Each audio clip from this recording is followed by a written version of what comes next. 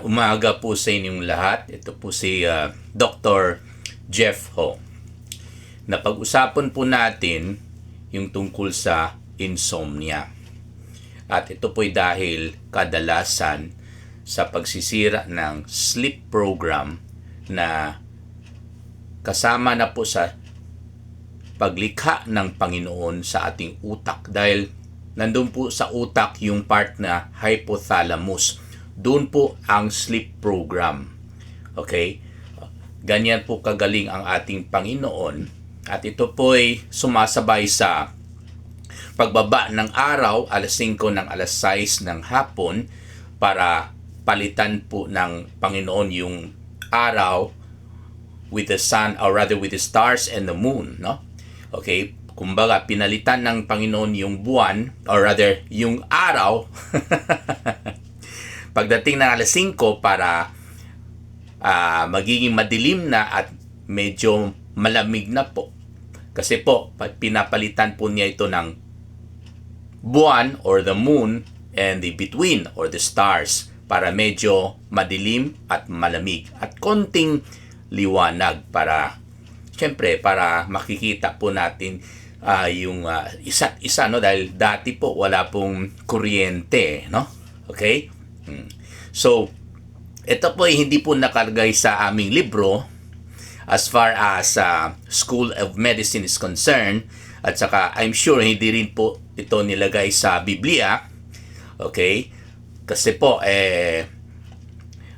ang pag-analyze ko lang po, ito po ay dahil po sa malaking tiwala po tayo sa ating Panginoon, at syempre, nagpapasalamat po tayo sa ating Panginoon na nilikha po tayo at tayo po ang pinaka magandang creation.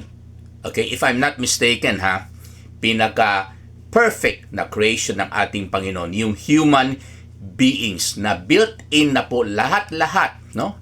Pangkontra sa infection, okay, pampatulog, yung pagkain natin, no? Etc. Okay? So, meron po nagsabi sa akin na, Dok, tuba daw, tuba. Okay? Or alak, no? Whether tuba, yung low alcohol content like beer, okay? To Red Horse, na medyo mataas na konti, 7% kasing Red Horse, ano? Ang beer, 4%. Okay? Up to yung hard drinks, no? Yung mga whiskey, brandy, no? Okay? Masama po yan. Okay? Totoo po. Okay? Aantukin kayo at matutulog po kayo pag nakainom po kayo. Okay? Pero, napapansin po ba ninyo na hating gabi, nagigising kayo? Hindi para mag-ihi, no? Kundi para, kumbaga, out of nowhere, magigising kayo, tapos gaganon ko kayo, balik tulog. Madilim pa pala. Kaya po, yun po ang sign na ginigising kayo sa alak at pinuputol na po yung sleep program ninyo. Kaya po, hindi po tama ang pag-inom sa alak bilang solusyon sa insomnia. Okay? Hindi po tama. Ang alak po ay sila po ang sanhi ng insomnia. Okay? Well, of course, sasabihin natin, depressant ang alak. Kumbaga, pinapatulog niyang tao. Akala lang po ninyo. Pero masamang depressant po yan.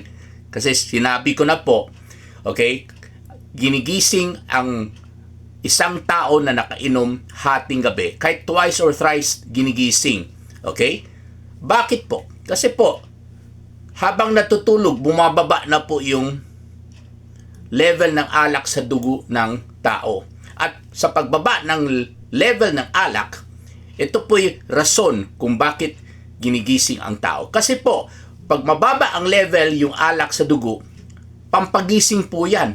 Pero pag mataas na masyado, pampatulog. Pero, yun nga, habang natutulog, bumababa yung level ng alcohol, magigising kayo. Okay? At napapansin po ninyo yan. Okay. Bakit ganun ang alak? Bakit hindi talaga depressant from the very start? Sa umpisa sa pag-inom ng alak, okay, pampagising po yan. Kaya napansin po ba ninyo na ang mga ang mga nakainom, sorry, mayabang, madaldal, at pikon. Okay? Di ba? Kasi excitatory po ang alak or stimulant sa umpisa. Kaya po hindi po tama na drink moderately or drink responsibly. Kasi po, pag nakainom ang isang tao, sa umpisa pa lang, okay, diyan kayo makakita ng away. Napapansin ba ninyo na nakikipagsuntukan pag medyo nakainom na ng konti? O kaya pikon, seloso, akala ng isang nakainom tinitinan yung girlfriend niya sa tabi niya. Yun pala, yung isang tao, hindi talaga tumitingin sa kanyang girlfriend. Medyo tumitingin diretso pa doon. Okay? Kaya, nagsiselos at nakikipag-away at nakikipagsuntukan. Bakit? Tinitingnan mo yung girlfriend ko. Ayan, seloso. Doon lalabas yung mga masamang ugali ng isang tao. Kasi, excitatory po yan. Okay? Pag sumusobra na, ayan, naging depressant po yan. Bakit po? Kasi sa umpisa ng effect ng alak, okay, sinusuppress niya yung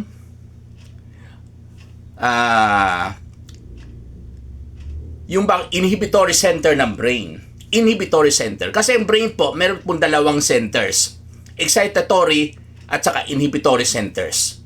Yung excitatory, nagpapasigla, nagpapa-excite. Okay? Naging mayabang, naging madaldal. Okay? Yung inhibitory, nagiging matamlay, tahimik. Okay? Sa susunod na video, pag-usapan po natin, itutuloy po natin yan. Kasi po, sumobra na tayo ng 7 minutes at mamamatay na po ang ating recording dito. Maraming salamat po.